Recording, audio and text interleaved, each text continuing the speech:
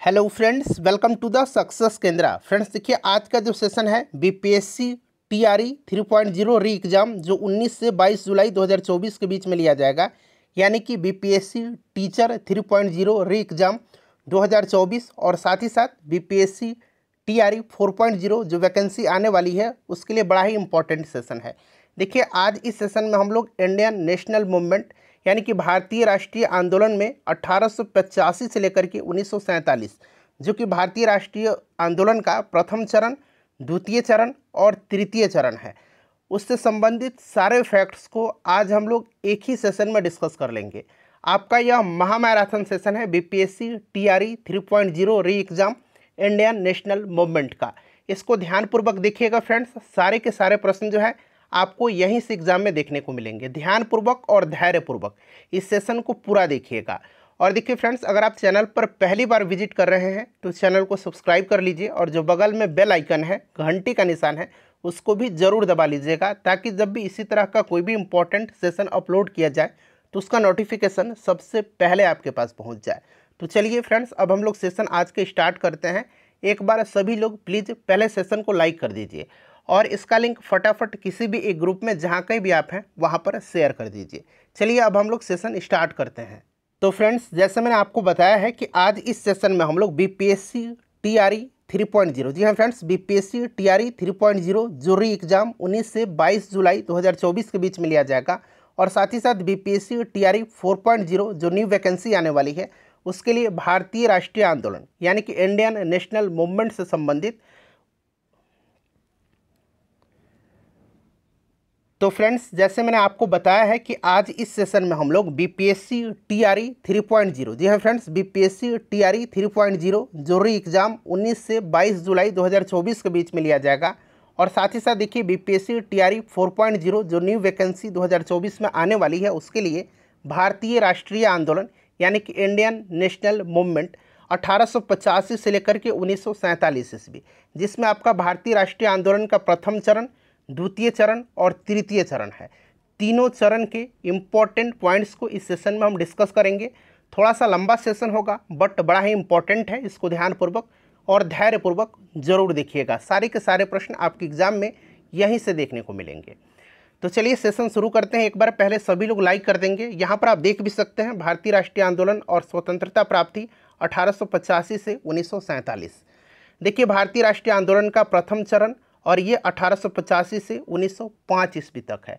उसके बाद हम लोग द्वितीय चरण को डिस्कस करेंगे और फिर तृतीय चरण जो कि बड़ा ही इंपॉर्टेंट है आपके एग्जाम के दृष्टिकोण से, उसको हम लोग डिस्कस करेंगे। ठीक है ना।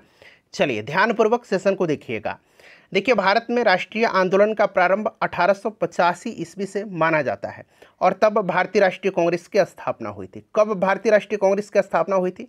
तो 1885 में। सब कुछ यहाँ पर आपको डिटेल में मिलेगा। ठीक है ना, बस आपको ध्यानपूर्वक इस सेशन को देखना है। देखिए, भारतीय राष्ट्रीय आंदोलन के प्रथम चरण की मुख्य घटना 1885 ईस्वी में भारतीय राष्ट्रीय कांग्रेस की स्थापना थी। क्लियर ना। चलिए उसके बाद देखिएगा कि इसका प्रथम अधिवेशन 28 दिसंबर 1885 को, भारतीय राष्ट्रीय कांग्रेस का पहला अधिवेशन जो है ये 28 दिसंबर 1885 ईस्वी को बम्बई स्थित गोकुलदास तेजपाल संस्कृत विद्यालय में हुआ था और इस अधिवेशन के अध्यक्ष जो थे ये व्योमेश चंद्र बनर्जी थे, यानी कि WC बनर्जी थे, याद रखेंगे। ठीक है ना। और भारतीय राष्ट्रीय कांग्रेस के संस्थापक कौन थे? तो A.O. ह्यूम थे। ये स्कॉटलैंड के निवासी थे। इनका पूरा नाम है एलन ऑक्टेवियन ह्यूम। ठीक है ना। यह एक प्रशासनिक अधिकारी, राजनीतिक सुधारक और ब्रिटिश भारत में शौकिया पक्षी विज्ञान थे और इनको A.O. ह्यूम को जो है हर्मिट ऑफ शिमला भी कहा जाता है, इसको आप ध्यान रखेंगे। वह भारतीय राष्ट्रीय कांग्रेस के संस्थापकों में से एक थे। हालांकि वह कांग्रेस के जन्मदाता था परंतु उसने कभी भी इसकी अध्यक्षता नहीं किया, यानी कि जो आपका भारतीय राष्ट्रीय कांग्रेस का जो अधिवेशन हुआ था उसकी किसी भी अधिवेशन की अध्यक्षता इन्होंने नहीं किया था। और जो पहला अधिवेशन हुआ था जिसकी अध्यक्षता WC बनर्जी ने किया था, अभी हमने देखा भी था, उसमें टोटल 72 प्रतिनिधियों ने हिस्सा लिया था। इसे भी आप ध्यान रखेंगे। देखिए, कांग्रेस के प्रथम अधिवेशन में 72 सदस्यों ने हिस्सा लिया था, यहाँ पर दिया भी गया है। A.O. ह्यूम कांग्रेस के महामंत्री पद पर 1885 से 1907 ईस्वी तक बने रहे थे। प्रश्न बन सकता है तो आपको याद रखना है A.O. ह्यूम कांग्रेस के महामंत्री पद पर 1885 से 1907 ईस्वी तक बने रहे थे। देखिए फ्रेंड्स, मैंने आपको Bihar special history geography cover कराया हुआ है। साथ ही साथ देखिए फ्रेंड्स, मैंने आपको जो आपका विश्व का भूगोल है, भारत का भूगोल है और बिहार का भूगोल है, एक ही सेशन में मैंने लगभग 4 घंटे का क्लास है, मैंने आपको महामैराथन सेशन कराया हुआ है। NCERT SCERT मैंने कवर कराया हुआ है। रिवीजन करते रहिए, अब आपके पास समय बहुत ही लिमिट में बचा हुआ है, ठीक है ना। चलिए, सभी का लिंक डिस्क्रिप्शन में मिलेगा। मैंने प्लेलिस्ट भी इनका बना दिया है, आप चैनल पर चले जाइए और प्लेलिस्ट ओपन करके सभी वीडियोस को देख लीजिएगा। देखिए, भारतीय राष्ट्रीय कांग्रेस का पिता एओ ह्यूम को कहा जाता है और कांग्रेस नेताओं ने अपनी मांगे मनवाने के उद्देश्य से ब्रिटेन में दादा भाई नौरोजी की अध्यक्षता में 1887 ईस्वी में जो है भारतीय सुधार समिति की स्थापना किया था। भारतीय सुधार समिति की स्थापना 1887 में दादा भाई नौरोजी की अध्यक्षता में कहाँ पर, ब्रिटेन में किया गया था। इसे आप ध्यान रखिएगा। 1888 में विलियम डिग्बी की अध्यक्षता में लंदन में ब्रिटिश कमेटी ऑफ इंडिया की स्थापना किया गया था। ये सब आपको न्यू पॉइंट होंगे, लेकिन बड़ा ही इंपॉर्टेंट है, ठीक है ना। चलिए, उसके बाद देखिएगा कि 1885 में कांग्रेस की स्थापना के बाद इस एक ऐसे गुट का प्रभाव बढ़ा जिसे उदारवादी गुट कहा जाता है। उदारवादी चरण आपने पढ़ा भी होगा और उग्रवादी चरण, ठीक है ना, सब कुछ इसमें कवर हो जाएगा आपका। देखिए, उदारवादियों में जो प्रमुख नेता थे ये दादा भाई नौरोजी थे, सुरेंद्र नाथ बनर्जी थे, फिरोज शाह मेहता थे, गोविंद रानाडे, उसके बाद देखेंगे यहाँ पर दीन शाह वाचा, गोपाल कृष्ण गोखले, मदन मोहन मालवीय इत्यादि और भी लोग थे। और देखिए, उदारवादियों का उद्देश्य संवैधानिक तरीके से भारत को स्वतंत्रता दिलाना था और अंग्रेजी शासन की जो न्यायप्रियता में इन उदारवादियों की घोर आस्था थी। चलिए, उदारवादी नेता अपने मांगे प्रतिवेदनों, प्रार्थना पत्रों एवं शिष्टमंडलों के द्वारा सरकार के सम्मुख रखते थे। कांग्रेस के उग्रवादी नेताओं ने उदारवादी नेताओं की इस लचीलेपन व्यवहार के कारण इसे राजनीतिक भिक्षावृत्ति कहा है, ठीक है। और देखिए, 1885 में कांग्रेस प्रथम अधिवेशन में पारित मांगों को विनम्र निवेदन के साथ प्रत्येक अधिवेशन में दोहराती रही। कांग्रेस के उदारवादी नेताओं के आंशिक दबाव के परिणाम स्वरूप 1892 ईस्वी का भारतीय परिषद अधिनियम पारित हुआ, जिसके द्वारा निर्वाचित स्थानीय निकायों को कुछ अधिकार प्रदान किए गए थे। भारतीय राष्ट्रीय कांग्रेस की अध्यक्षता करने वाले प्रथम मुस्लिम अध्यक्ष जो थे ये आपके बदरुद्दीन तैयब जी थे, क्लियर। और प्रथम अंग्रेज अध्यक्ष जो थे ये जॉर्ज यूल थे। ये आपको याद होगा, 1888 और 1887 याद रखेंगे आप, ठीक है ना। चलिए, उसके बाद देखिएगा कि लोक सेवा आयोग की स्थापना, भारत और इंग्लैंड में एक साथ परीक्षा कराने का सहमति, भारतीय व्यय की समीक्षा हेतु बेलबाई आयोग, कौन सा, बेलबाई आयोग की नियुक्ति तथा 1892 ईस्वी का भारतीय परिषद अधिनियम, इस चरण यानी कि 1885 से 1905 के राष्ट्रीय आंदोलन की प्रारंभिक उपलब्धियाँ थी। चलिए फ्रेंड्स, उसके बाद देखिए अब आ गया आपका दूसरा चरण। दूसरा चरण आपका 1905 से लेकर के 1919 तक है। फिर आपका 1919 से 1947 तक तीसरा चरण है, जिसको कि गांधी युग भी कहा जाता है। चलिए, अब यहाँ पर दूसरा चरण है, बड़ा इंपॉर्टेंट है दूसरा चरण और तीसरा चरण, पढ़िए। देखिए, राष्ट्रीय आंदोलन के इस चरण को नव राष्ट्रवाद अथवा उग्रवाद के उदय का काल माना जाता है। अभी हम लोग उदारवाद पढ़ रहे थे, अब आ गया उग्रवाद। देखिए, उसी समय स्वदेशी आंदोलन तथा क्रांतिकारी आतंकवाद का सूत्रपात हुआ था। कांग्रेस के गर्मपंथी नेताओं में प्रमुख थे लाल, बाल और पाल, याद रखिएगा। लाल यानी कि आपका लाला लाजपत राय, बाल बाल गंगाधर तिलक और पाल बिपिन चंद्र पाल, और अरविंद घोष का भी नाम साथ साथ याद रखेंगे, ठीक है ना। भारत में उग्रवाद के उदय का श्रेय बाल गंगाधर तिलक को दिया जाता है और इन्होंने उग्र राष्ट्रीय चेतना के विकास में धार्मिक रूढ़िवाद का आश्रय लिया। बाल गंगाधर तिलक ने 1894 ईस्वी में गणपति महोत्सव और 1895 ईस्वी में शिवाजी महोत्सव बम्बई में प्रारंभ किए थे। गणपति महोत्सव और शिवाजी महोत्सव का प्रारंभ किसने किया था, तो बाल गंगाधर तिलक ने, ठीक है ना। देखिए, स्वराज स्वदेशी बहिष्कार का नारा सर्वप्रथम तिलक ने ही दिया था। उसके बाद देखिएगा फ्रेंड्स कि उग्रवादी नेताओं का विश्वास था कि भीख मांगने से कभी स्वतंत्रता नहीं मिल सकती है, उसके लिए स्वावलंबन, संगठन और संघर्ष की आवश्यकता होती है। भारतीय राष्ट्रीय आंदोलन के तृतीय चरण में लाल, बाल, पाल उग्रवाद के 3 प्रमुख स्तंभ कहलाते थे दूसरे चरण में, ठीक है ना। भारत में क्रांतिकारी गतिविधियों का सूत्रपात 1897 ईस्वी में महाराष्ट्र से हुआ था और राष्ट्रीय आंदोलन के द्वितीय चरण में क्रांतिकारी आतंकवाद के प्रमुख केंद्र बंगाल, पंजाब और महाराष्ट्र थे। ये पॉइंट याद रखिएगा, भारत में क्रांतिकारी गतिविधियों का सूत्रपात जो है कहाँ से हुआ था, तो महाराष्ट्र से हुआ था, ठीक है। उसके बाद देखिएगा फ्रेंड्स, अगला है हमारा पॉइंट कि इस चरण में क्रांतिकारियों ने तिलक द्वारा दिए गए नारे अनुनय विनय नहीं अपितु योत्साह को अपना आदर्श घोषित किया था। ठीक है, ये आप नारा याद रखिएगा।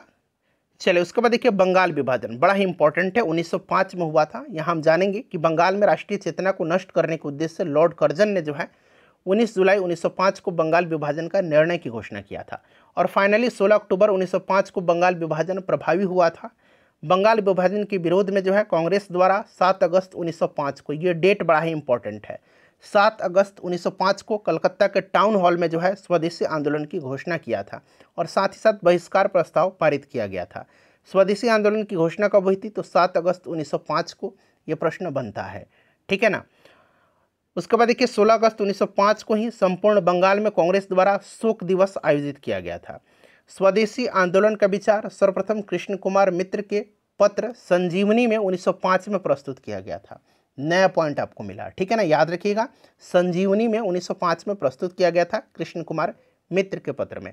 उसके बाद देखिए स्वदेशी और बहिष्कार आंदोलन को उग्रपंथी नेता बाल गंगाधर तिलक, लाला लाजपत राय तथा अरविंद घोष ने पूरे देश में फैलाया था। बहिष्कार आंदोलन के अंतर्गत न केवल विदेशी वस्त्रों का बहिष्कार किया गया अपितु स्कूलों, अदालतों, उपाधियों एवं सरकारी नौकरियों इत्यादि का भी बहिष्कार किया गया था। बंगाल विभाजन के समय बंगाल का लेफ्टिनेंट गवर्नर कौन था? तो ये आपका एंड्रयूज हेंडरसन था या एंडरसन, दोनों तरीके से याद रखिएगा। सर एंड्रयूज हेंडरसन लीथ फ्रेजर था। ये इंपॉर्टेंट है, इसको आप ध्यान रखेंगे। ठीक है, देखिए बंगाल विभाजन के विरोध में हुए प्रारंभिक आंदोलन का नेतृत्व सुरेंद्रनाथ बनर्जी जी ने किया था। किसने किया था? बंगाल विभाजन के विरोध में जो स्टार्टिंग में आंदोलन हुआ था उसका नेतृत्व सुरेंद्रनाथ बनर्जी ने किया था। बंगाल में ब्रिटेन की वस्तुओं का बहिष्कार का सुझाव सर्वप्रथम किसने दिया था? कृष्ण कुमार मित्र ने दिया था। बंगाल विभाजन का मुख्य कारण हिंदू और मुसलमानों को विभाजित करना था। फूट डालो और राज करो, ठीक है ना। उसके बाद देखिए आंध्र प्रदेश के जो डेल्टा क्षेत्र थे, डेल्टा इलाके थे, वहाँ पर स्वदेशी आंदोलन को वंदे मातरम आंदोलन के रूप में भी जाना जाता है। 1911 में दिल्ली दरबार में बंगाल विभाजन को रद्द किया गया था। दिल्ली दरबार हुआ था लॉर्ड हॉर्डिंग द्वितीय के समय में और वहाँ पर जो है बंगाल विभाजन रद्द किया गया था और राजधानी को कलकत्ता से दिल्ली हस्तांतरित किया गया था। हालांकि दिल्ली राजधानी बनी थी 1912 में, लेकिन स्थानांतरित करने की घोषणा किया गया था कब? 1911 में, जो दिल्ली दरबार हुआ था, ठीक है ना, लॉर्ड हॉर्डिंग द्वितीय के समय में, याद रखिएगा। उसके बाद देखिए स्वदेशी आंदोलन को लोकमान्य तिलक ने पूरे देश में, अजीत सिंह और लाला लाजपत राय ने पंजाब में स्वदेशी आंदोलन का नेतृत्व किसने किया था? तो अजीत सिंह और लाला लाजपत राय। ये प्रश्न बनता है। उत्तर प्रदेश में सैयद हैदर रजा और उत्तर प्रदेश में इन्होंने किया था और दिल्ली में सैयद हैदर रजा ने किया था और मद्रास प्रेसिडेंसी में चिदम्बरम पिल्लई ने किया था। मद्रास प्रेसिडेंसी वाला पूछा जाता है तो चिदम्बरम पिल्लई याद रखिएगा। ब्रिटिश पत्रकार H.W. नेविन्सन स्वदेशी आंदोलन से जुड़े थे। प्रश्न अगर बन जाए कि स्वदेशी आंदोलन से कौन सा विदेशी पत्रकार जुड़ा था तो याद रखिएगा H.W. नेविन्सन। ठीक है, स्वदेशी आंदोलन के दौरान वंदे मातरम भारतीय राष्ट्रीय आंदोलन का शीर्षक गीत बना था और स्वदेशी आंदोलन में जो नारे लगाए गए थे वंदे मातरम का, विभाजन नहीं चाहिए और बंगाल एक हो, ठीक है ना, यह आप याद रखेंगे। चलिए फ्रेंड्स, उसके बाद देखिएगा मुस्लिम लीग की स्थापना। यह आपको पता है कि 1 अक्टूबर 1906 को आगा खां के नेतृत्व में मुसलमानों का एक शिष्टमंडल ने शिमला में वायसराय लॉर्ड मिंटो से मिलकर के मुसलमानों के लिए पृथक निर्वाचन व्यवस्था की मांग किया था और ढाका के नवाब सलीमुल्लाह के नेतृत्व में 30 दिसंबर 1906 को ढाका में जो है एक बैठक आयोजित किया गया था और वहीं पर मुस्लिम लीग की स्थापना हुई थी 30 दिसंबर 1906 ईस्वी को। 1908 ईस्वी में अमृतसर में हुए मुस्लिम लीग के अधिवेशन में मुसलमानों के लिए पृथक निर्वाचन मंडल की मांग किया गया था और इस मांग की पूर्ति शीघ्र ही 1909 ईस्वी में भारतीय परिषद अधिनियम, जिसको कि मार्ले मिंटो सुधार अधिनियम कहा जाता है, उसी के द्वारा हुई थी। ठीक है, मुस्लिम लीग का प्रथम अध्यक्ष आगा खां थे, याद रखेंगे। और 1907 में मुस्लिम लीग का वार्षिक अधिवेशन कराची में हुआ था। मुस्लिम लीग का हेडक्वार्टर लखनऊ में था। 1908 में इसकी एक शाखा लंदन में सैयद अमीर अली ने स्थापित किया था। ठीक है, उसके बाद देखिएगा कामागाटू मारू एक जहाज था, इसके बारे में आपने पढ़ा होगा। चलिए उसके बारे में जानते हैं। देखिए कामागाटू मारू प्रकरण 1 नवंबर 1913 ईस्वी को गद्दर अखबार का पहला अंक प्रकाशित हुआ, जो उर्दू में था। किस में था? उर्दू में था। भाषा याद रखेंगे, ये इंपॉर्टेंट है। और 9 दिसंबर 1913 से गुरुमुखी में छपने लगा था। गद्दर के प्रत्येक अंक के पहले पृष्ठ पर छपता था अंग्रेजी राज का कच्चा चिट्ठा। ठीक है। उसके बाद देखिए कामागाटू जो प्रकरण था, कामागाटा मारू, ये 1914 ईस्वी में घटित हुआ था। दरअसल ये जहाज़ था। क्या था कामागाटा मारू? एक जहाज़ था जिसको कि बाबा गुरुदत्त सिंह ने 1914 में किराए पर लिया था। और ये जो जहाज़ था कामागाटा मारू 26 दिसंबर 1914 को जो है कलकत्ता बजबज एक जगह है वहाँ पर ये पहुँचा था। ठीक है ना। और इस प्रकरण के अंतर्गत 1914 में भारतीय के कनाडा प्रवेश के लेकर के कुछ भारतीयों पर लगे प्रतिबंधों के विरुद्ध आंदोलन हुआ था और आंदोलन के नेताओं ने शोर कमेटी की स्थापना किया था। नेताओं में जो प्रमुख थे ये बलवंत सिंह थे, हुसैन रहीम थे, सोहन लाल पाठक थे। ठीक है ना। और प्रथम विश्व युद्ध के दौरान भारत में गुरदीप सिंह ने जलपोत किराए पर लेकर के कनाडा के बंदरगाह वैंकूवर की ओर प्रस्थान किया था। चलिए उसके बाद देखिएगा गुरुदत्त सिंह। कांग्रेस का सूरत अधिवेशन 1907, कांग्रेस का पहला विभाजन हुआ था। सूरत फूट के नाम से भी जाना जाता है इसको। देखिए राष्ट्रीय आंदोलन की उग्रता के साथ साथ कांग्रेस के उदारवादी नेताओं और उग्रवादी नेताओं के मतभेद व्यापक हो रहा था और ये मतभेद हो रहा था स्वदेशी आंदोलन को चलाने के तरीकों को लेकर के, जिसके परिणाम सब 1907 ईस्वी में भारतीय राष्ट्रीय कांग्रेस का सूरत अधिवेशन में कांग्रेस जो है उदारवादी और उग्रवादी दो गुटों में विभाजित हो गई थी। 1907 में सूरत अधिवेशन में उग्रवादियों द्वारा पास कराया गया प्रस्ताव स्वदेशी बहिष्कार, राष्ट्रीय शिक्षा और स्वशासन के प्रयोग को लेकर के कांग्रेस में पहला विभाजन हो गया था। 23 दिसंबर 1912 में लॉर्ड हार्डिंग पर दिल्ली में बम फेंका गया था जिसमें भाई बाल मुकुंद को फांसी दिया गया था। इस तरह का प्रश्न पूछा गया था, अभी पूछा गया था कि जनरल यरस्ट, ठीक है ना, की हत्या तो ये चापेकर बंधु ने किया था। ये प्रश्न बना था टीआरई में, तो ये मैं आपको करवा दूंगा। जितने भी क्रांतिकारी थे और उनको फांसी किस लिए दिया गया था, किस घटना से वे संलिप्त थे, ये सब मैं आपको इसी सेशन में करवाऊंगा। आप धैर्यपूर्वक देखिए इसको। चलो उसके बाद देखिए अब आता है कांग्रेस का सूरत अधिवेशन 1907 में। राष्ट्रीय आंदोलन की उग्रता के साथ उदारवादी नेताओं और उग्रवादी नेताओं के मतभेद, ये मैंने करा दिया। ठीक है ना, ये शायद 2 बार रिपीट हो गया है। हाँ, यहाँ पर ये बाल मुकुंद को फांसी दिया गया था, ये वाला हो गया। अब आ गया लखनऊ पैक्ट। लखनऊ समझौता 1916 में हुआ था, आपको पता है। ठीक है ना। अब यहाँ पर देखेंगे कि 1915 में मोहम्मद अली जिन्ना के व्यक्तिगत प्रयास से बम्बई में कांग्रेस और मुस्लिम लीग के अधिवेशन शांत हुए थे और मुस्लिम लीग और कांग्रेस द्वारा नियुक्त समितियों ने मिलकर के एक संयुक्त योजना बनाई जो 1916 ईस्वी के कांग्रेस के लखनऊ अधिवेशन में स्वीकृत हो गई और यही योजना कांग्रेस लीग योजना यानी कि लखनऊ पैक्ट कहलाती है। लखनऊ पैक्ट के द्वारा कांग्रेस ने पहली बार मुसलमानों के लिए पृथक निर्वाचक मंडल की मांग को औपचारिक रूप से स्वीकार कर लिया, जो कालांतर में कांग्रेस की भयंकर भूल सिद्ध हुई थी। उग्रवादी एवं उदारवादी के पुनर्मिलन की प्रक्रिया में एनी बेसेंट और बाल गंगाधर तिलक ने, नाम याद रखिएगा, इन दोनों ने महत्वपूर्ण भूमिका निभाई थी, जबकि मोहम्मद अली जिन्ना और बाल गंगाधर तिलक कांग्रेस लीग समझौता में भूमिका निभाए थे। कांग्रेस के लखनऊ अधिवेशन में महात्मा गांधी जी से ही राजकुमार शुक्ल मिले थे और यहाँ पर इन्होंने जो चंपारण में, जो बिहार में चंपारण है, वहाँ पर जो नील कृषक थे उनकी दयनीय दुर्दशा की तरफ गांधी जी का ध्यान आकृष्ट किया था और उनको चंपारण आने का निमंत्रण दिया था। प्रश्न बना था कि जो आपका ये चंपारण जो आपका नील वाला जो ये दुर्दशा थी, इस पर जो है किस अधिवेशन में ध्यान आकृष्ट किया गया था, तो यही लखनऊ अधिवेशन है, याद रखिएगा। अब आगे आपका होम रूल लीग 1916। सर्वप्रथम आयरलैंड में आयरिश नेता रेडमॉन्ड के नेतृत्व में होम रूल लीग की स्थापना हुई थी और देखिए 1916 का लखनऊ अधिवेशन होम रूल लीग के सदस्यों के लिए अपनी ताकत दिखाने का एक अच्छा अवसर था, अच्छा मौका था। 28 अप्रैल 1916 को बाल गंगाधर तिलक के द्वारा महाराष्ट्र होम रूल लीग की स्थापना किया गया था, जिसका केंद्र पूना था। और देखिए एनी बेसेंट के द्वारा 1916 में ही सितंबर में मद्रास में Akhil Bharatiya home rule league की स्थापना किया गया था। इस चीज़ को आप दोनों पॉइंट को ध्यान रखेंगे। S Subramaniam Iyer Annie Besant की होम रूल लीग की स्थापना से संबंधित थे। कौन? एस सुब्रमण्यम अय्यर। क्लियर? ये एनी बेसेंट के होम रूल से संबंधित थे। एनी बेसेंट ने अपने दैनिक पत्र न्यू इंडिया और कॉमनविल, यहाँ पर कॉमनवेल्थ नहीं होगा, कॉमनविल होगा, ठीक है ना, साप्ताहिक पत्र कॉमनविल, यहाँ मैं लिख देता हूँ, ये थोड़ा सा टाइपिंग में एरर हुआ होगा, कॉमनविल, ठीक है। कॉमनविल द्वारा होम रूल आंदोलन का प्रचार किया था। पूछा जाता है कि एनी बेसेंट की पत्रिका, तो आपका न्यू इंडिया और कॉमनविल याद रखिएगा। देखिए बाल गंगाधर तिलक के पत्र केसरी, जो कि मराठा में था, मराठी भाषा में था, और मराठा जो था ये अंग्रेजी में था। ये दोनों केसरी और मराठा ने भी इस आंदोलन के प्रचार में अग्रणी कार्य किया था। यह आपका दूसरा चरण भी समाप्त हो गया। अब आता है यहाँ से तीसरा चरण जो कि VVI है। काफ़ी इंपॉर्टेंट है ये तीसरा चरण, ज़्यादातर प्रश्न यहीं से देखने को मिलते हैं।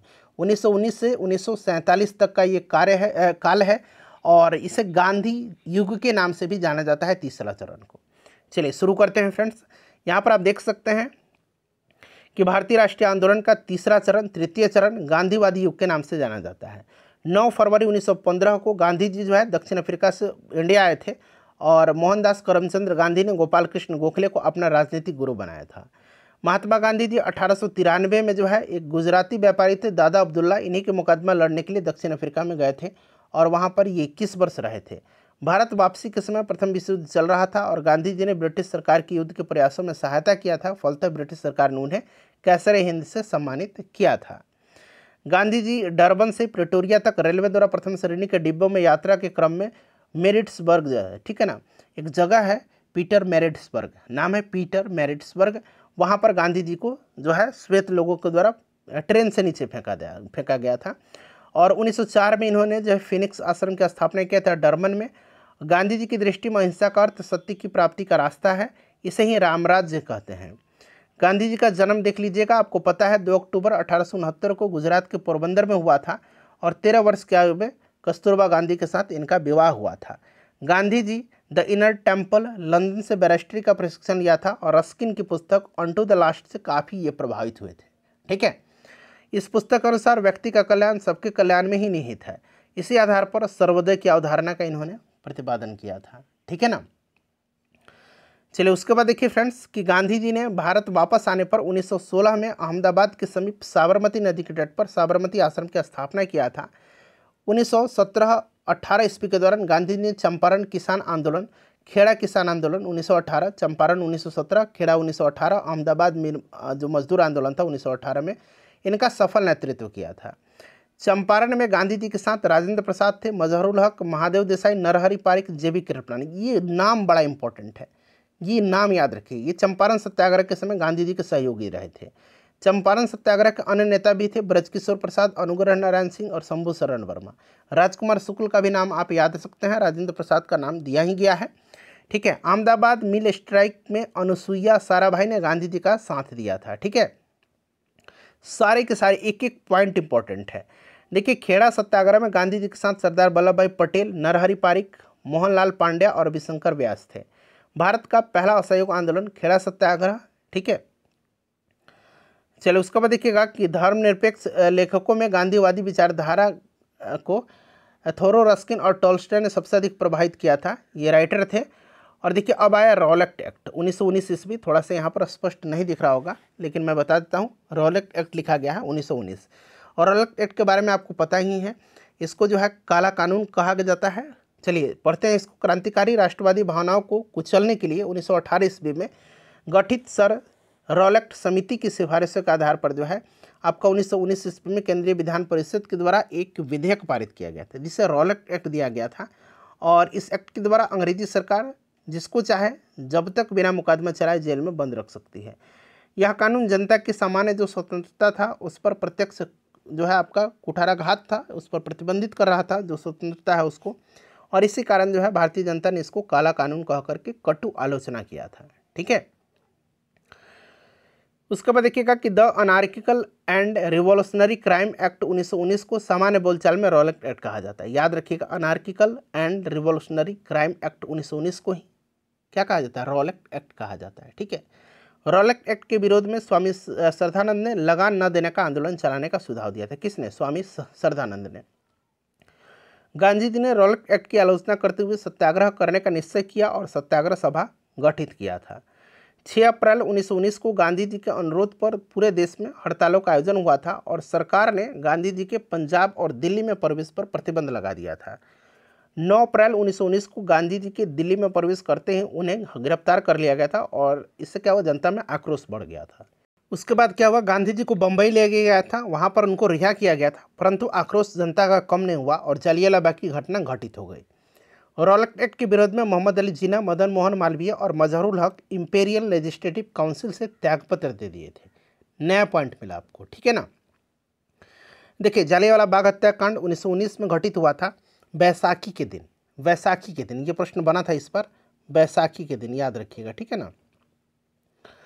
देखिए फ्रेंड्स, जालियांवाला बाग का नरसंहार जो था, ये मॉन्टेग्यू ने निवारक हत्या के नाम से विशेषीकृत किया था। रॉलेट एक्ट के विरोध में जगह जगह पर पंजाब में जनसभाएं आयोजित की जा रही थी और इस दौरान सरकार ने पंजाब के लोकप्रिय नेता जो थे डॉक्टर सैफुद्दीन किचली और डॉक्टर सत्यपाल, इनको गिरफ्तार कर लिया था।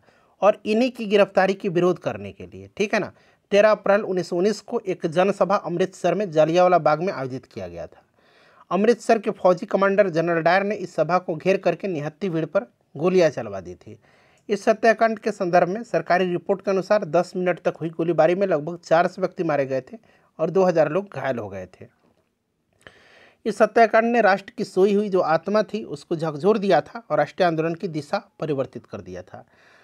इस हत्याकांड के विरोध में रविन्द्रनाथ टैगोर ने अपनी नाइटहुड की उपाधि भी त्याग दिया था। वायसराय की कार्यकारिणी के जो सदस्य थे शंकरन नायर, इन्होंने भी त्यागपत्र दे दिया था। शंकर नायर या शंकरन नायर, याद रखिएगा। जमनालाल बजाज ने राय बहादुर की उपाधि लौटा दिया था। और इस हत्याकांड के विरुद्ध बढ़ते जन असंतोष से भयभीत सरकार ने लॉर्ड हंटर की अध्यक्षता में एक जांच समिति का गठन किया था, जिसको कि हंटर कमीशन यानी कि हंटर आयोग के नाम से जाना जाता है। हंटर आयोग की रिपोर्ट के अनुसार जनरल डायर के कृत्य को वैध ठहराया गया था, लीगल ठहराया गया था, ठीक है। चलिए, उसके बाद देखिएगा खिलाफत आंदोलन 1919 से 1924। प्रथम विश्व युद्ध के दौरान ब्रिटेन और उसके सहयोगियों के द्वारा जो तुर्की था वहाँ पर काफ़ी अत्याचार ने मुसलमानों के एक वर्ग को गहरा आघात पहुँचाया था और उसके परिणाम स्वरूप 1919 में जो है अखिल भारतीय खिलाफत कमेटी का गठन किया गया था। अंग्रेज के विरुद्ध खिलाफत आंदोलन प्रारंभ किया गया था। खिलाफत आंदोलन भारतीय मुसलमानों द्वारा ब्रिटेन के खिलाफ तुर्की के समर्थन में हुआ था। याद रखिएगा, खिलाफत दिवस 17 अक्टूबर 1919 को मनाया गया था। हिंदू और मुसलमानों की संयुक्त बैठक जिसकी अध्यक्षता गांधी जी ने किया था 23 नवंबर 1919 में। भारत के मुसलमान तुर्की के सुल्तान को खलीफा मानते थे और प्रथम विश्व युद्ध के समय ब्रिटेन ने वचन दिया था कि वे तुर्की को नुकसान नहीं पहुंचाएंगे। लेकिन ब्रिटिश सरकार ने तुर्की का विघटन करने का निश्चय किया। गांधी जी असहयोग चलाने की सलाह दिए। खिलाफत कमेटी ने इलाहाबाद में इस सलाह को स्वीकार कर लिया और गांधी जी ने भारतीय राष्ट्रीय कांग्रेस को खिलाफत आंदोलन को समर्थन देने के लिए और साथ साथ असहयोग आंदोलन चलाने के लिए भी तैयार कर लिए गए, ठीक है ना। और देखिए, नवंबर 1919 में कांग्रेस और मुस्लिम लीग के साथ दिल्ली में अखिल भारतीय खिलाफत सम्मेलन हुआ था, जिसमें गांधी जी को सर्वसम्मति से सम्मेलन का अध्यक्ष चुना गया था। खिलाफत समिति के सदस्य शौकत अली, मोहम्मद अली, अबुल कलाम आज़ाद, हकीम अजमल खान, हसरत मोहानी और डॉक्टर अंसारी थे। हकीम अजमल खान ने खिलाफत आंदोलन के दौरान हाजिक उल मुल्क की पदवी त्याग दिया था, ठीक है ना। याद रखिएगा, हाजिक उल मुल्क की जो पदवी थी एक हकीम अजमल खान ने खिलाफत आंदोलन के दौरान त्याग दिया था। खिलाफत और असहयोग की घटना पर एचेंसन ने कहा कि हम मुसलमानों को हिंदुओं से भिड़ा नहीं पाए। 31 अगस्त 1920 का दिन खिलाफत दिवस के रूप में मनाया गया, ठीक है ना। उसके बाद देखिएगा कि असहयोग आंदोलन अब यहाँ पर 1 अगस्त 1920 से 12 फरवरी 1922 ईस्वी तक असहयोग आंदोलन का संचालन स्वराज की मांग को लेकर के हुआ था और 1920 में नागपुर अधिवेशन में असहयोग प्रस्ताव चित्तरंजन दास ने प्रस्तावित किया था, ठीक है। पॉइंट नोट करेंगे, इंपॉर्टेंट है। लाला लाजपत राय की अध्यक्षता में, ये भी इंपॉर्टेंट है, लाला लाजपत राय की अध्यक्षता में हुए कलकत्ता कांग्रेस अधिवेशन में 1920 में ही गांधी जी ने असहयोग आंदोलन के प्रस्ताव पारित करवाया था। गांधी जी द्वारा चलाया गया प्रथम जन आंदोलन जो है असहयोग आंदोलन को माना जाता है, ठीक है। गांधी जी के द्वारा असहयोग आंदोलन 1 अगस्त 1920 को प्रारंभ किया गया था। शिक्षा संस्थाओं का असहयोग आंदोलन में के समय सर्वाधिक बहिष्कार बंगाल में हुआ था, ठीक है। देखिए, इस आंदोलन के दौरान अनेक वरिष्ठ वकीलों जिसमें कि मोतीलाल नेहरू, लाला लाजपत राय, सरदार वल्लभ भाई पटेल, पंडित जवाहरलाल नेहरू, चित्तरंजन दास, विट्ठल भाई पटेल, ये सब नाम आप याद रखिएगा। सी राजगोपालाचारी, सैफुद्दीन किचलू, अरुणा सफली, टी प्रकाशम और राजेंद्र प्रसाद थी। इन्होंने न्यायालयों का बहिष्कार कर इस आंदोलन में भागीदारी इन्होंने अपना दिया था। देखिए, इस आंदोलन के दौरान गांधी जी ने अपनी जो कैसर हिंद की उपाधि थी उसको लौटा दिया था, वापस कर दिया था। असहयोग आंदोलन के दौरान गांधी जी को यरवड़ा जेल में बंद किया गया था। 17 नवंबर 1921 को प्रिंस ऑफ वेल्स के भारत आगमन पर संपूर्ण भारत में सार्वजनिक हड़ताल का आयोजन किया गया था। सरकार का दमन चक्र भी आंदोलनकारियों को रोक नहीं पाया। अंततः सरकार ने कांग्रेस और खिलाफत कमेटी पर प्रतिबंध लगाते हुए अली बंधुओं और पंडित मोतीलाल नेहरू, चित्तरंजन दास, लाला लाजपत राय, मौलाना आज़ाद, इन सबको गिरफ्तार कर लिया। देखिए, फरवरी 1922 में गांधी जी ने वायसराय को एक पत्र लिख करके धमकी भी दिया था कि यदि 1 हफ्ते के अंदर सरकार की उत्पीड़न नीतियाँ वापस नहीं ली गई तो व्यापक सविनय अवज्ञा आंदोलन प्रारंभ किया जाएगा। और इस घटना से गांधी जी अत्यंत आहत हो गए और देखिए ये 12 फरवरी 1922 को असहयोग आंदोलन की समाप्ति की घोषणा किया था। दरअसल चौरा चौरी के कांड से ये काफ़ी आहत हुए थे, ठीक है ना। इस चीज़ को आप याद रखिएगा, 4-5 फरवरी 1922 को यह आपका चौरा चौरी कांड हुआ था। कांग्रेस के सदस्य जो असहयोग आंदोलन के विरुद्ध थे, मोहम्मद अली जिन्ना थे, एनी बेसेंट और बिपिन चंद्र पाल थे, ठीक है, याद रखिएगा। आंदोलन समाप्त होते ही सरकार 10 मार्च 1922 ईस्वी को गांधी जी को गिरफ्तार कर लिया और असंतोष भड़काने के अपराध में 6 वर्ष की कैद की सजा दिया गया था। उसके बाद देखिए 5 नवंबर 1920 को ऑल इंडिया कांग्रेस कमेटी के अधिवेशन में गांधी जी ने असहयोग आंदोलन शुरू करने के 1 वर्ष के भीतर स्वराज प्राप्ति का लक्ष्य भी लिया था, नारा भी दिया था इन्होंने। बाल गंगाधर तिलक ने असहयोग आंदोलन के समर्थन दिया, परंतु आंदोलन के प्रथम दिन ही उनकी मृत्यु हो गई थी। जिस दिन स्टार्ट हुआ था ना उसी दिन, ठीक है, और वह इसका परिणाम नहीं देख सके थे। चौरी चौरा की घटना के समय गांधी जी बारदोली में सामूहिक सत्याग्रह द्वारा सविनय आंदोलन को प्रारंभ करने तैयार कर रहे थे। 5 फरवरी 1922 का जो चौरा चौरी स्थान है, ठीक है ना, वहीं पर यह घटना हुई थी, जिससे गांधी जी ने काफ़ी दुखी हो गए थे। और यहाँ पर आप देख सकते हैं कि पुलिस को रोकना चाहा, लेकिन जनता क्रोध में आकर के थाने में आग लगा दिया था। असहयोग आंदोलन के दौरान विदेशी वस्त्रों के लिए जलाए जाने पर रविन्द्रनाथ टैगोर ने महात्मा गांधी जी को लिखा कि यह एक निष्ठुर बर्बादी है। 1925 में एम.एन. रॉय के द्वारा भारतीय कम्युनिस्ट पार्टी का गठन किया गया था। 1922 में भारत में जो है इलाहाबाद में सिविल सेवा परीक्षा की शुरुआत हुई थी। स्वराज पार्टी का गठन काफ़ी इंपॉर्टेंट है, 1923 में मोतीलाल नेहरू और चित्तरंजन दास ने किया था असहयोग आंदोलन की असफलता के बाद, ठीक है ना। यहाँ पर देख सकते हैं 1923 में मोतीलाल नेहरू और चित्तरंजन दास ने किया था स्वराज पार्टी की स्थापना। स्वराज पार्टी का उद्देश्य था कांग्रेस के अंदर रह करके चुनाव में हिस्सा लेना और विधान परिषद में स्वदेशी सरकार के गठन की मांग उठाना तथा मांगों के न मानने पर विधान परिषद की कार्रवाई में बाधा पहुंचाना। सितंबर 1923 में दिल्ली में मौलाना आज़ाद के नेतृत्व में हुए कांग्रेस के विशेष अधिवेशन में स्वराज पार्टी को मान्यता प्रदान किया गया था, ठीक है ना। और स्वराज पार्टी की राजनीति के फलस्वरूप भारतीयों को सर्वप्रथम सांसद बनने का गौरव प्राप्त हुआ था। 1925 में इंपॉर्टेंट पॉइंट है, विट्ठल भाई पटेल ने केंद्रीय विधानमंडल में इनको चुना गया था, ठीक है ना, जो कि स्वराजियों के लिए एक महत्वपूर्ण उपलब्धि थी। 1923-24 में नगर पालिकाओं और स्थानीय निकायों के में जो चुनाव हुए थे उनमें इन्हें विशेष सफलता प्राप्त हुई थी। कलकत्ता के मेयर चित्तरंजन दास, अहमदाबाद के मेयर विट्ठल भाई पटेल, पटना के मेयर राजेंद्र प्रसाद, इलाहाबाद के मेयर पंडित जवाहरलाल नेहरू निर्वाचित हुए थे। देखिए 16 जून 1925 को चित्तरंजन दास की मृत्यु हो गई, ठीक है ना। 16 जून 1925 को CR दास की मृत्यु हो जाने से स्वराज पार्टी शिथिल होने लगी थी और स्वराजवादियों के असफल होने पर कांग्रेस की वागडोर पुनः गांधी जी के पास आ गई। श्रीनिवास आयंगकर, ठीक है, N.C. केलकर, ये सब आप याद रखेंगे, मद्रास प्रांत स्वराज पार्टी के संस्थापक थे और ये स्वराज दल के अन्य सदस्य भी थे, नेता भी थे। मॉन्टेग्यू घोषणा के संबंध में कांग्रेस में विघटन हुआ और इस बार उदारवादियों ने कांग्रेस छोड़कर के अखिल भारतीय उदारवादी संघ इंडियन लेबरर फेडरेशन, ठीक है ना, इसका स्थापना किया था। देशबंधु चित्तरंजन दास ने कहा कि स्वराज आम जनता के लिए होना चाहिए। किसने कहा था? CR दास ने कहा था, ठीक है।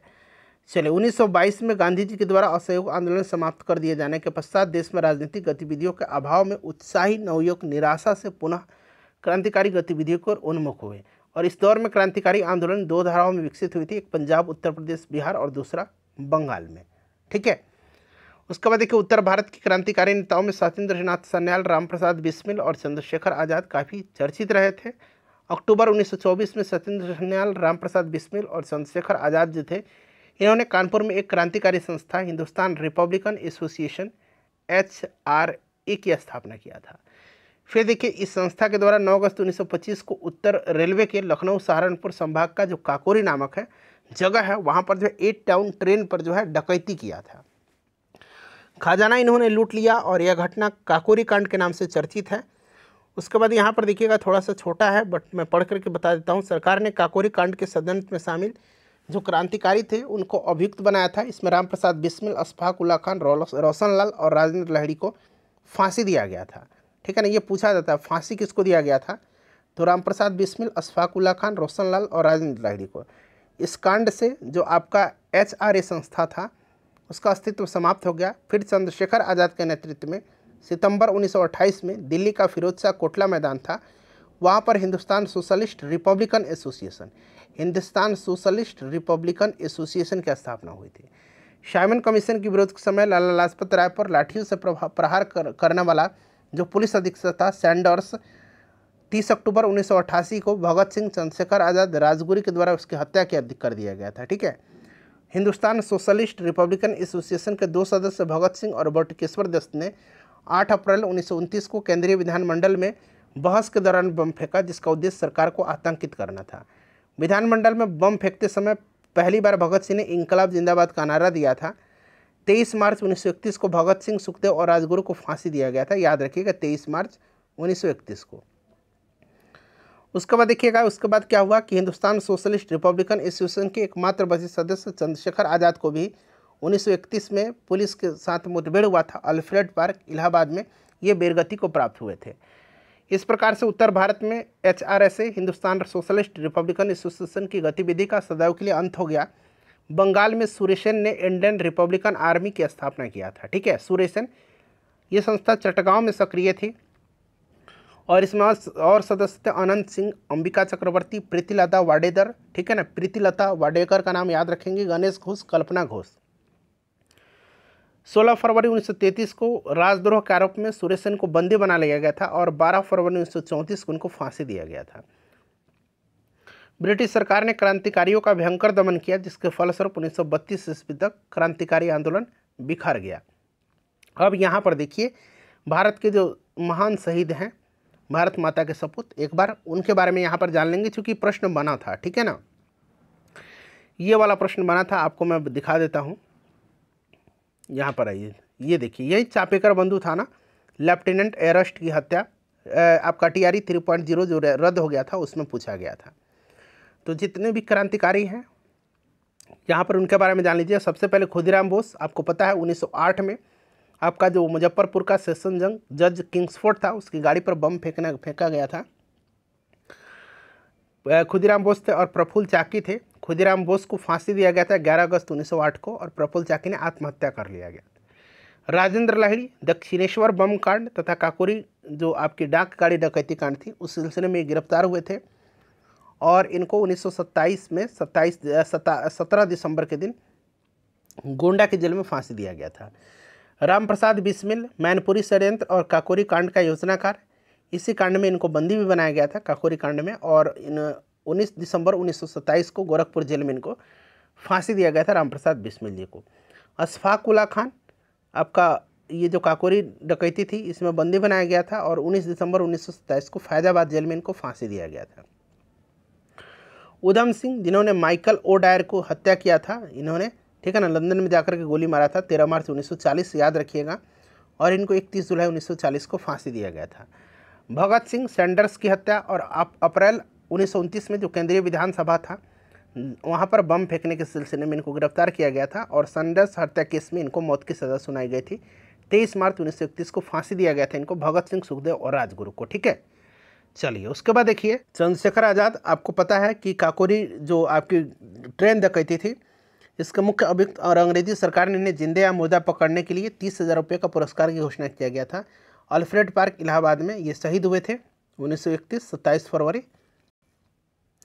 मास्टर अमीन चंद्र, इनका जाता है दिल्ली षड्यंत्र के प्रमुख क्रांतिकारी थे और वायसराय लॉर्ड हार्डिंग की हत्या करने के आरोप में इनको जो है बंदी बनाया गया था। 1915 में जो है इनके 4 साथियों के साथ इनको फांसी दी गई थी 8 मई 1915 को।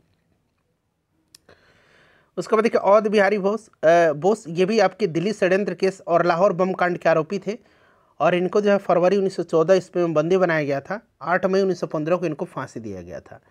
दामोदर चापेकर, ठीक है ना, ये चापेकर बंधु थे, इन्होंने प्लेग कमिश्नर रैंड और लेफ्टिनेंट एरस्ट की हत्या के सिलसिले में अपने भाइयों के साथ इनको गिरफ्तार किया गया था और इनको जो है फांसी दिया गया था। यहाँ पर आप देख सकते हैं 18 अप्रैल 1898 को। फिर इनके भाई बालकृष्ण चापेकर को जो है 12 मई 1899 को, वासुदेव चापेकर को 8 मई 1899 को, ठीक है ना। मदन लाल ढींगरा, इन्होंने करजन वायली की हत्या किया था, तो ये सब याद रखिएगा। वासुदेव बलवंत फड़के, यहाँ पर देखिए एक सशस्त्र सेना बनाकर के ब्रिटिश सरकार के विरोध के कारण इनको जो है गिरफ्तार कर लिया गया था।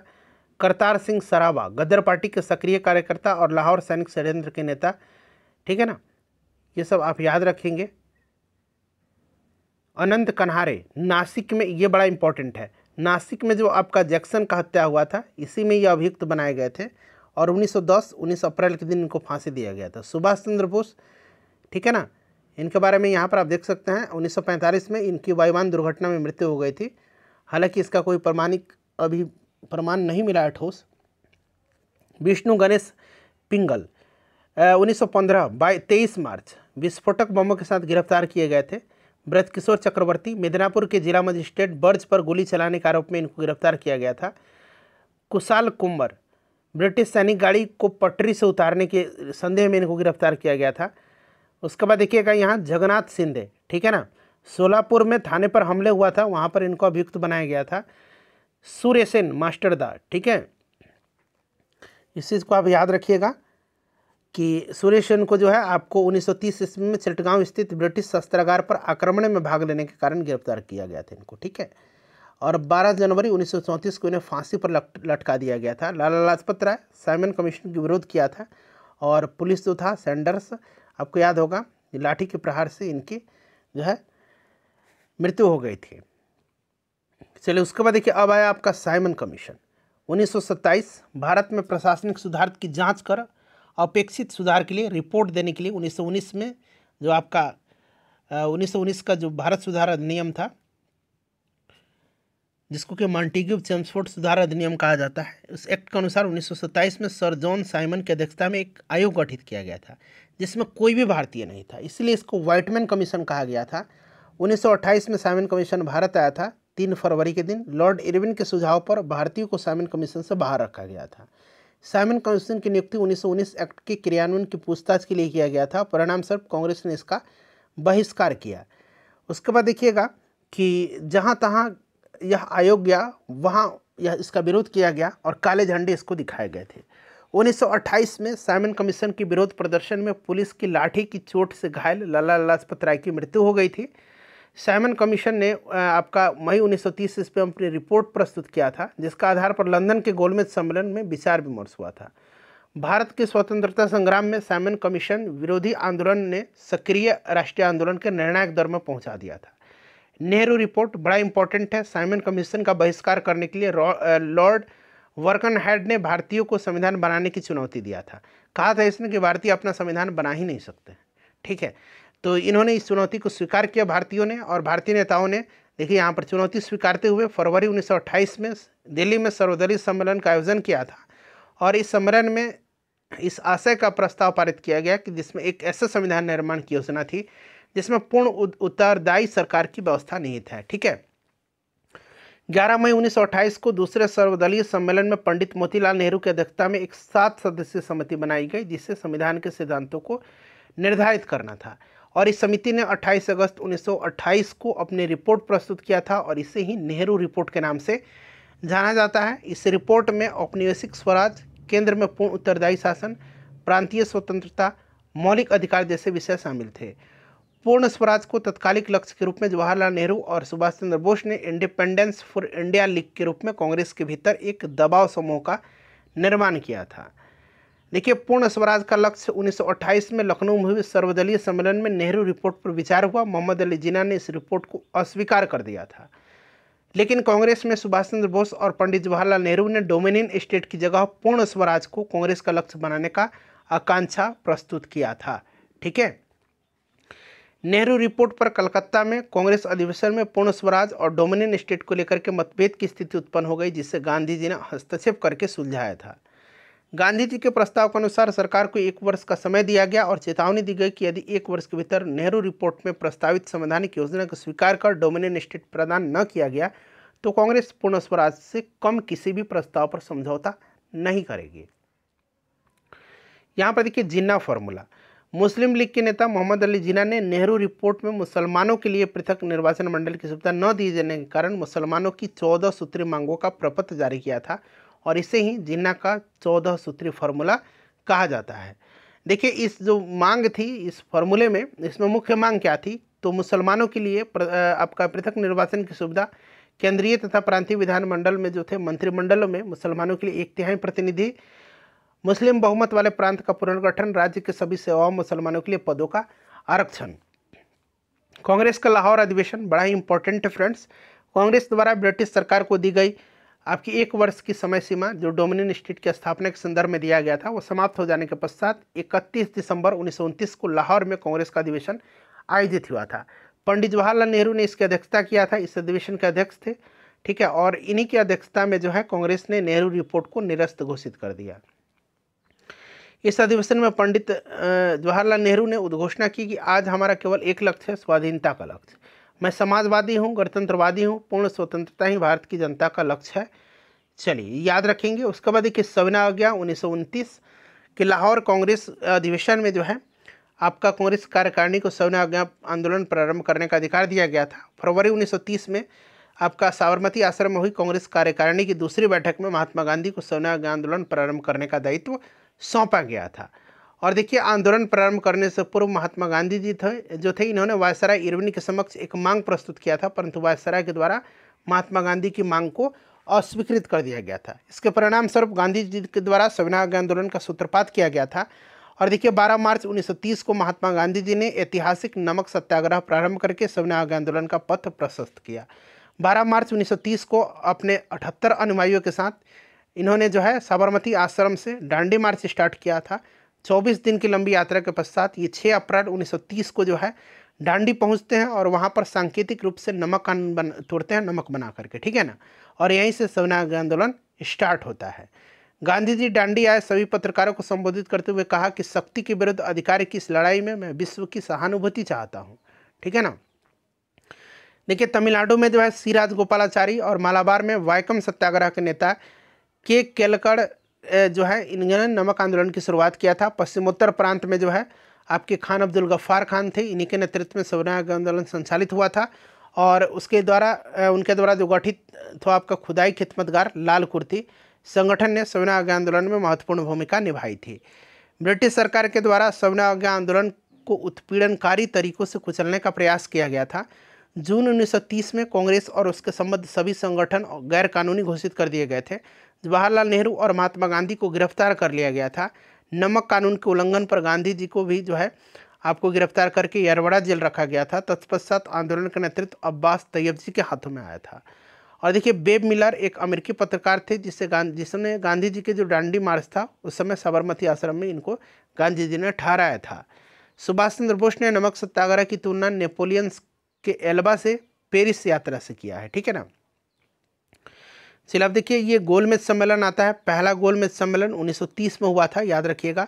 दूसरा हुआ था 1931 में और तीसरा हुआ था 1932 में। 3 गोलमेज सम्मेलन है, राउंड टेबल कॉन्फ्रेंसेस हैं।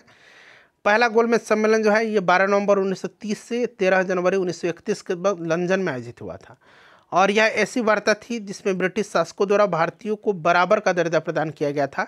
इस गोलमेज सम्मेलन में 89 मेंबर्स ने 13 ब्रिटिश राजनीतिक दलों के शेष 76 भारतीय, जिसमें आपको उदारवादी दल, मुस्लिम लीग, हिंदू महासभा, दलित, व्यापारी वर्ग, ये सब थे। कांग्रेस ने हिस्सा नहीं लिया था, ठीक है। इस सम्मेलन का उद्घाटन ब्रिटेन के सम्राट जॉर्ज पंचम ने किया था और अध्यक्षता प्रधानमंत्री रैमजे मैकडोनाल्ड ने किया था। सम्मेलन में हिस्सा लेने वाले प्रमुख नेता तेज बहादुर शाहपुर थे, मोहम्मद अली, मोहम्मद शफी, आगा खां, फजलुल हक, मोहम्मद अली जिन्ना, होमी मोदी, M.R. जयकर। ये नाम आप याद रखिएगा, तेज बहादुर शाहपुर, M.R. जयकर, मुंजे, बाबा साहब अम्बेडकर, इन्होंने तीनों में भाग लिया था, ठीक है ना। सुंदर सिंह मजीठिया भी थे। गांधी इरविन समझौता ये 5 मार्च 1931 को हुआ था, ठीक है ना। एक समझौता हुआ था महात्मा गांधी और वायसराय लॉर्ड इरविन के बीच और इसी को गांधी इरविन समझौता के नाम से जाना जाता है। इस समझौते के फलस्वरूप कांग्रेस ने अपनी तरफ से सविनय अवज्ञा आंदोलन समाप्त करने की घोषणा किया था और गांधी जी द्वितीय गोलमेज सम्मेलन में भाग लेने के लिए तैयार हुए। गांधी इरविन समझौते को दिल्ली समझौता भी कहा जाता है, इस चीज़ को आप ध्यान रखिएगा। दूसरा गोलमेज सम्मेलन मैंने बताया था 1931 में हुआ था और इस सम्मेलन में कांग्रेस के एकमात्र प्रतिनिधि के रूप में गांधी जी ने हिस्सा लिया था, ठीक है। यह सम्मेलन सांप्रदायिक समस्या पर विवाद के कारण पूरी तरह से असफल रहा था। फलस्वरूप गांधी जी ने जो है आपके इस सम्मेलन में 1931 को समाप्त घोषित कर दिया गया था और गांधी जी रिटर्न आए थे, निराश होकर के वापस आए थे। यहाँ पर आप देख सकते हैं निराश गांधी जी वापस बम्बई आ गए। भारत आकर के उन्होंने वायसराय वेलिंगटन से मिलना चाहा, परंतु वायसराय ने मिलने से इनको इनकार कर दिया और विवश होकर के गांधी जी ने पुनः सविनय अवज्ञा आंदोलन को स्टार्ट कर दिया था। सविनय अवज्ञा आंदोलन प्रारंभ होते ही सरकारी दमन चक्र तेज हो गई। गांधी जी SS राजपुताना जहाज से लंदन पहुंचे थे और वहां किंगसले हॉल में ठहरे थे और इसी समय ब्रिटिश प्रधानमंत्री रैमजे मैकडोनाल्ड ने सांप्रदायिक पंचायत यानी कि कम्युनल अवार्ड की घोषणा कर दिया था, जिससे कि आंदोलन में एक नया मोड़ आ गया था। गांधी जी के अलावा सरोजनी नायडू, मदन मोहन मालवीय जी ने भी इसमें हिस्सा लिया था। सांप्रदायिक पंचायत दरअसल देखिए यहाँ 16 अगस्त 1932 को विभिन्न संप्रदाय को प्रतिनिधित्व के विषय पर जो है ब्रिटिश प्रधानमंत्री रैमजे मैकडोनाल्ड ने एक पंचायत, जिसे कम्युनल अवार्ड कहा गया, जारी किया गया था।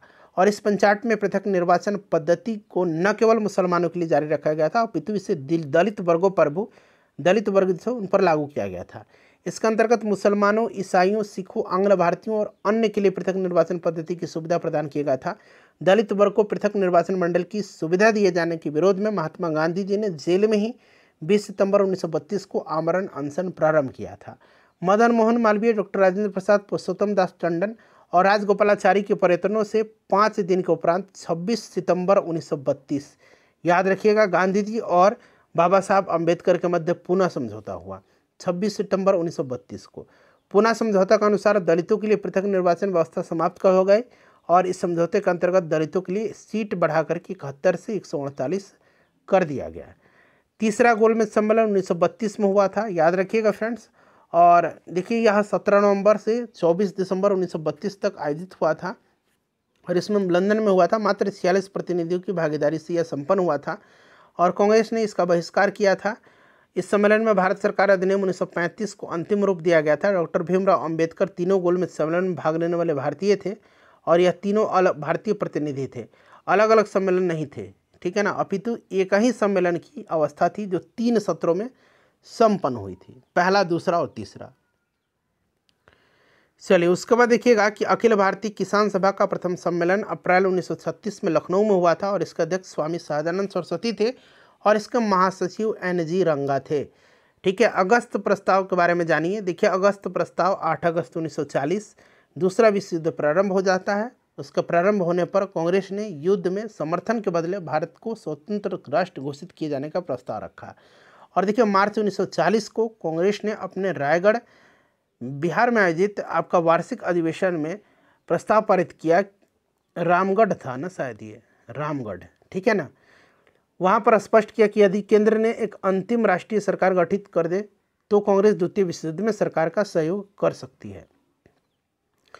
कांग्रेस ने इस प्रस्ताव के उत्तर में वायसराय लॉर्ड लिथगो ने 8 अगस्त 1940 को अगस्त प्रस्ताव प्रस्तुत किया और इस प्रस्ताव में डोमिनियन स्टेट, युद्ध की समाप्ति के उपरांत एक प्रतिनिधि मूलक संविधान निर्मात्री सभा का गठन, वायसराय की कार्यकारिणी में अतिशीघ्र भारतीय सदस्यों की संख्या में वृद्धि, एक युद्ध सलाहकार परिषद का गठन आदि वार्ता इसमें निहित थी। चलिए अब देखिएगा फ्रेंड्स, ये आपका पृथक पाकिस्तान की मांग है 1933 से 1935, ठीक है ना। इसके बीच कैम्ब्रिज में पढ़ने वाले चौधरी रहमत अली नामक एक मुस्लिम छात्र थे। इन्होंने एक पर्चा जारी करा और उस पर जो है पृथक पाकिस्तान की परिकल्पना को इन्होंने जन्म दिया।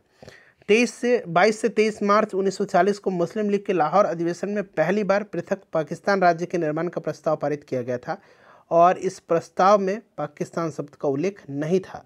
इस चीज़ को याद रखेंगे। पृथक पाकिस्तान की मांग को लेकर के पहली बार मान्यता 1942 ईस्वी में क्रिप्स प्रस्ताव में सन्निहित थी। लाहौर अधिवेशन की अध्यक्षता मोहम्मद अली जिन्ना ने किया था और इस अधिवेशन में भारत से अलग मुस्लिम राज्य पाकिस्तान की मांग किया था। इस मांग को फजलुल हक ने प्रस्तुत किया था, ठीक है ना, फजलुल हक ने, और खलीजुम्मा, यहाँ पर देखिए खलीकुज्मा ने इसका अनुमोदन किया था। मोहम्मद इकबाल को मुसलमानों के लिए पृथक राष्ट्र के विचार का प्रवर्तक माना जाता है। क्रिप्स प्रस्ताव 1942, ठीक है ना, दूसरा विश्व युद्ध के दौरान अमेरिकी राष्ट्रपति रूजवेल्ट, ऑस्ट्रेलिया प्रधानमंत्री ईआर, ठीक है, और चीनी राष्ट्रपति चियांग काई शेक ने ब्रिटिश प्रधानमंत्री विंस्टन चर्चिल पर दबाव डाला कि वह भारतीयों का युद्ध में सहयोग प्राप्त करें। इसके लिए उन्होंने उनकी आकांक्षाओं का अनुकूल विचार विमर्श करे। परिणाम क्या हुआ कि ब्रिटिश सरकार ने भारत के राजनीतिक और वैधानिक गतिविधि को दूर करने के लिए स्टैफोर्ड क्रिप्स के नेतृत्व में मिशन भारत भेजा था और इसी को क्रिप्स मिशन के नाम से जाना जाता है। 22 मार्च 1942 को भारत पहुंच करके सभी दलों से भेंट करने के पश्चात कुछ प्रस्ताव प्रस्तुत किए गए थे, जैसा औपनिवेशिक राज्य की स्थापना, संविधान का गठन, प्रांतों का पृथक संविधान बनाने का अधिकार, ये सब, ठीक है। और देखिए कांग्रेस और मुस्लिम लीग दोनों ने क्रिप्स प्रस्ताव को अस्वीकृत कर दिया था। क्रिप्स मिशन के साथ कांग्रेस के आधिकारिक वार्ताकार पंडित जवाहरलाल नेहरू और मौलाना अबुल कलाम आज़ाद थे। व्यक्तिगत सत्याग्रह ये आपको गांधी जी ने आपको स्टार्ट किया था, ठीक है, 17 अक्टूबर 1940 को। याद रखेंगे महाराष्ट्र में पवनार से प्रथम सत्याग्रही विनोबा भावे, दूसरे सत्याग्रही जवाहरलाल नेहरू और तीसरे सत्याग्रही ब्रह्मदत्त। तीसरे सत्याग्रही का नाम इंपॉर्टेंट है, याद रखेंगे, ठीक है ना।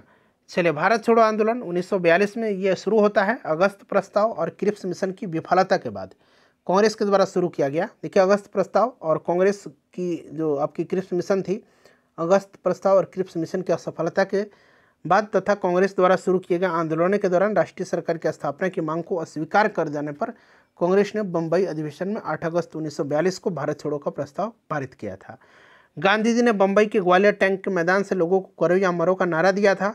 भारत छोड़ो आंदोलन के 9 अगस्त 1942 को प्रारंभ होते ही गांधी जी और अन्य जितने भी कांग्रेस के शीर्ष नेता थे उनको ऑपरेशन जीरो आवर के अंतर्गत गिरफ्तार कर लिया गया था। पूछा जाता है कि ऑपरेशन जीरो आवर संबंधित है तो भारत छोड़ो आंदोलन से। गांधी जी, कस्तूरबा गांधी, सरोजनी नायडू को गिरफ्तार करके आगा खां पैलेस में नजरबंद किया गया था। राजेंद्र प्रसाद को बांकीपुर जेल में रखा गया था। जयप्रकाश नारायण को कहाँ पर रखा गया था? हजारीबाग जेल में, ठीक है। मौलाना अबुल कलाम आज़ाद को बांकुड़ा जेल में, जवाहरलाल नेहरू को अल्मोड़ा जेल में, ठीक है। आंदोलन के प्रति ब्रिटिश सरकार की दमनात्मक नीति के विरुद्ध गांधी जी ने आगा खां पैलेस में 10 फरवरी 1943 को 21 दिन उपवास की घोषणा किया था। गांधी जी को ब्रिटिश सरकार ने उनके खराब स्वास्थ्य के कारण 1944 में जो है जेल से रिहा कर दिया था। मुस्लिम लीग ने भारत छोड़ो आंदोलन का समर्थन नहीं किया लेकिन तटस्थता का रुख अपनाया था। कम्युनिस्ट नेताओं ने भारत छोड़ो आंदोलन का बहिष्कार किया था। गांधी जी ने जेल से छूटने के बाद रचनात्मक कार्यों का सहारा लेकर के पुनः सक्रियता दिखाई। संघर्ष की संभावना से भयभीत होकर के सरकार ने बेबल योजना प्रस्तुत किया था। भारत छोड़ो का प्रस्ताव आलेख स्वयं महात्मा गांधी जी ने नेहरू और आज़ाद के सहयोग से, मौलाना अबुल कलाम आज़ाद के सहयोग से बनाया था। नेहरू जी ने प्रस्ताव को पेश किया था और वल्लभ भाई पटेल जी ने इसका समर्थन किया था। Hindu Mahasabha, Communist Party of India, Unionist Party of Punjab और मुस्लिम लीग ने भारत छोड़ो आंदोलन का समर्थन नहीं किया था। भारत छोड़ो आंदोलन के दौरान बम्बई से नियमित रेडियो प्रसारण राम मनोहर लोहिया ने किया था, जबकि उषा मेहता कांग्रेस के भूमिगत रेडियो का संचालन दल की महत्वपूर्ण सदस्य थी। ये भारत छोड़ो आंदोलन के दौरान लुई फिशर महात्मा गांधी की जीवनीकार महात्मा गांधी जी के साथ था। अरुणा असफ अली, उषा मेहता, जयप्रकाश नारायण, राम मनोहर लोहिया इत्यादि की गिरफ्तारी के बाद भूमिगत रह करके 1942 में भारत छोड़ो आंदोलन का नेतृत्व किया था, ठीक है ना। इन्होंने याद रखिएगा, अरुणा असफ अली। 1942 में 3 स्थान बलिया, मिदनापुर और सतारा में समानांतर सरकार की स्थापना हुई थी, VVI है। भारत छोड़ो आंदोलन के दौरान उषा मेहता ने खुफिया रेडियो का संचालन किया था, ये भी इंपॉर्टेंट है, ठीक है ना। चलिए, उसके बाद देखिएगा बेबल योजना आपका यहाँ पर देखिए 1943 अक्टूबर में लॉर्ड लिथगो के स्थान पर लॉर्ड बेबल भारत आया था वायसराय बन करके, और इसने ब्रिटिश सरकार से परामर्श के पश्चात भारतीय समस्या को दूर करने के लिए 25 जून 1945 को शिमला में एक सम्मेलन का आयोजन किया था, जिसे शिमला सम्मेलन के नाम से जाना जाता है, ठीक है। शिमला सम्मेलन में लॉर्ड बेबल के द्वारा भारतीय समस्या का नवीन हल प्रस्तुत किया गया, जिसे बेबल योजना के नाम से जाना जाता है। बेबल योजना में कहा गया था कि वायसराय एवं प्रधान सेनापति के अतिरिक्त वायसराय की परिषद के सभी सदस्य भारतीय होंगे। 3 दिन तक चलने वाली इस सम्मेलन में कांग्रेस और मुस्लिम लीग में विवाद हो जाने के कारण इसे समाप्त घोषित करना पड़ा था। मोहम्मद अली जिन्ना का मत था कि वायसराय की कार्यकारिणी में सभी मुस्लिम सदस्य मुस्लिम लीग से ही चुने जाएं, जिसे बेबल ने अस्वीकार कर दिया था, ठीक है ना, अस्वीकार कर दिया था। आज़ाद हिंद सरकार, इंडियन नेशनल आर्मी।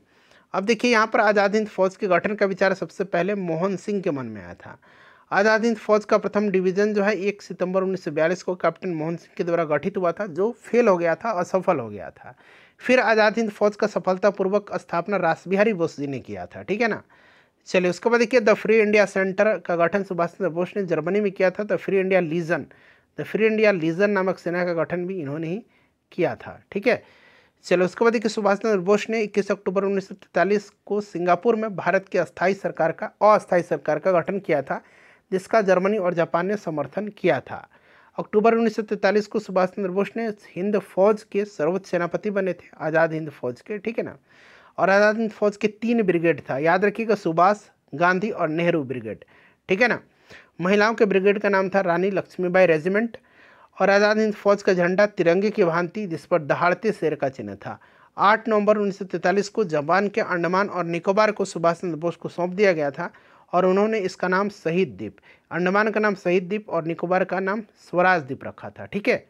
ये पूछा जाता है। आज़ाद हिंद फौज के गिरफ्तार अधिकारी PK सहगल, कर्नल गुरुदयाल ढिल्लन और मेजर शहनवाज हुसैन। ये 3 नाम इंपॉर्टेंट है, याद रखेंगे। इन पर राजद्रोह का मुकदमा चलाया गया था 1945 में, लाल किले में चलाया गया था, इसीलिए इसको लाल किला मुकदमा के नाम से भी जाना जाता है। और आज़ाद हिंद फौज के ये जो आपके अभियुक्त थे, इनकी तरफ से तेज बहादुर सापरू, भोलाबाई देसाई, इन्हीं के भोलाबाई देसाई के नेतृत्व में ये आपका इनका केस लड़ा गया था। और इसमें भोलाबाई देसाई के नेतृत्व में तेज बहादुर सापरू थे, केएन काटजू थे, जवाहरलाल नेहरू थे और राणा असफ अली भी थी, याद रखिएगा। चलिए, उसके बाद देखिए इन्होंने पैरवी किया था। कराची में 20 फरवरी 1946 को वायुसेना ने ब्रिटिश सरकार के विरुद्ध हड़ताल किया, जो बम्बई, लाहौर और दिल्ली में भी फैल गया था। नौसेना ने 19 फरवरी 1946 को बम्बई में INS तलवार नामक जहाज के नौसैनिकों के द्वारा अंग्रेजी सरकार के विरुद्ध हड़ताल किया गया। 25 फरवरी 1946 को नौसेना विद्रोहियों ने सरदार पटेल के दबाव में आकर के समर्पण किया था। सुभाष चंद्र बोस कलकत्ता के मेयर 1923 में बने थे। सुभाष चंद्र बोस ने एंटी कॉम्प्रोमाइज कॉन्फ्रेंस का आयोजन मार्च 1946 में किया था, ठीक है ना।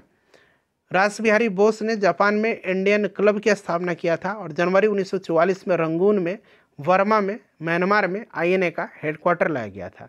इंडियन रिपब्लिकन आर्मी की स्थापना बंगाल में सुरेशेन ने किया था। कैबिनेट मिशन देखिए फ्रेंड्स, जनवरी 1946 में ब्रिटिश प्रधानमंत्री क्लीमेंट एटली ने भारतीय नेताओं से औपचारिक विचार विमर्श करने हेतु एक आपका संसदीय दल कैबिनेट मिशन भारत भेजने का निश्चय किया था। कैबिनेट मिशन जो था ये दिल्ली आया था 24 मार्च 1946 को। और इस शिष्टमंडल के सदस्य थे स्टेफोर्ड क्रिप्स, पैंथिक लॉरेंस और AB अलेक्जेंडर, ठीक है, नाम याद रखिएगा। कैबिनेट मिशन ने शिमला में एक सम्मेलन आयोजित किया था, जिसमें कांग्रेस और मुस्लिम लीग के 3 सदस्य सम्मिलित हुए थे। और यह सम्मेलन 5 मई 1946 से 11 मई 1946 तक चला था। सम्मेलन में सर्वसम्मति निर्णय न हो पाने की स्थिति में कैबिनेट मिशन ने 16 मई 1946 को अपने प्रस्ताव की घोषणा किया था। और कैबिनेट मिशन की योजना के प्रस्ताव में प्रांतों का विभाजन मुस्लिम लीग को संतुष्ट करने के लिए किया गया था, जिससे यह मुस्लिम बहुल प्रांतों में पूर्ण स्वायत्तता का उपभोग करने के लिए पाकिस्तान का जो है आपका सत्व प्राप्त हो सके। मुस्लिम लीग ने 16 अगस्त 1946 को सीधी यानी कि प्रत्यक्ष कार्यवाही दिवस मनाया था। उस समय बंगाल में मुस्लिम लीग का सरकार था, जिसे मुख्यमंत्री कौन थे? शहीद सोहरावर्दी थे। एटली घोषणा पत्र, ठीक है, याद रखेंगे फ्रेंड्स। देखिए ब्रिटिश प्रधानमंत्री क्लीमेंट एटली ने हाउस ऑफ कॉमन्स में, देखिए हाउस ऑफ कॉमन्स में 20 फरवरी 1947 को एक ऐतिहासिक घोषणा करते हुए कहा कि अंग्रेज जून 1948 में पहले ही उत्तरदायी लोगों को सत्ता हस्तांतरित करने के उपरांत भारत छोड़ देंगे। उसके बाद देखिए पंडित जवाहरलाल नेहरू ने एटली की इस घोषणा का स्वागत करते हुए इसे एक बुद्धिमत्तापूर्ण और साहसिक निर्णय बताया था। अब देखिए आपका लॉर्ड माउंटबेटन योजना था और स्वतंत्रता प्राप्ति। माउंटबेटन योजना के तहत भारत पाकिस्तान का विभाजन हुआ था। देखिए 22 मार्च 1947 को भारत के अंतिम British governor general viceroy Lord Mountbatten Bharat आया था। और देखिए 3 जून 1947 को लॉर्ड माउंटबेटन के द्वारा एक योजना की घोषणा किया गया था, जिसे माउंटबेटन योजना कहा जाता है। और माउंटबेटन योजना मूलतः भारत विभाजन की योजना थी। इसमें उस प्रक्रिया का उल्लेख था जिसके अंतर्गत अंग्रेजों के द्वारा भारतीयों को सत्ता हस्तांतरित की जानी थी और मुस्लिम बहुल प्रांतों को यह चुनना था कि वह भारत में रहेंगे या प्रस्तावित राज्य पाकिस्तान में सम्मिलित हो जाएंगे। माउंटबेटन योजना के प्रस्ताव को गोविंद वल्लभ पंत ने स्वीकार किया था तथा अबुल कलाम आज़ाद ने समर्थन किया था, जो बंटवारे के विरोध कर रहे थे। प्रस्ताव के विरोध में चौथराम मिंडवानी, डॉक्टर किचलू, पुरुषोत्तम दास टंडन और मौलाना हफीजुर रहमान थे, ठीक है ना। कांग्रेस कार्यकारिणी समिति ने 12 जून 1947 को, कांग्रेस महासमिति ने 15 जून 1947 को दिल्ली में बैठक में माउंटबेटन योजना की पुष्टि कर दी। माउंटबेटन योजना के आधार पर ब्रिटिश संसद ने 18 जुलाई 1947 ईस्वी को भारतीय स्वतंत्रता अधिनियम 1947 पारित किया और इस अधिनियम द्वारा 15 अगस्त 1947 को भारत विभाजन हुआ और 14 से 15 अगस्त 1947 की मध्यरात्रि के समय भारत स्वतंत्र हो गया। उसके बाद कि 14 अगस्त 1947 को मोहम्मद अली जिन्ना पाकिस्तान के प्रथम गवर्नर जनरल बने थे, मोहम्मद अली जिन्ना, ठीक है ना। लॉर्ड माउंटबेटन को स्वतंत्र भारत का प्रथम गवर्नर जनरल बनाया गया और पंडित जवाहरलाल नेहरू को स्वतंत्र भारत का प्रधानमंत्री। भारत की आज़ादी के समय इंग्लैंड के राजा जॉर्ज षष्ठम था और आपका जो भारत में अंतिम सम्राट और कॉमनवेल्थ राष्ट्रमंडल का प्रथम प्रधान था। तो फ्रेंड्स देखिए 1947 तक, ठीक है ना, 1885 से 1947 तक, यानी कि जो आपका भारतीय राष्ट्रीय आंदोलन का पहला चरण, दूसरा चरण, तीसरा चरण था। सारे महत्वपूर्ण पॉइंट्स को मैंने कवर करा दिया। सेशन को लाइक कर दीजिए और इसको शेयर कर दीजिएगा।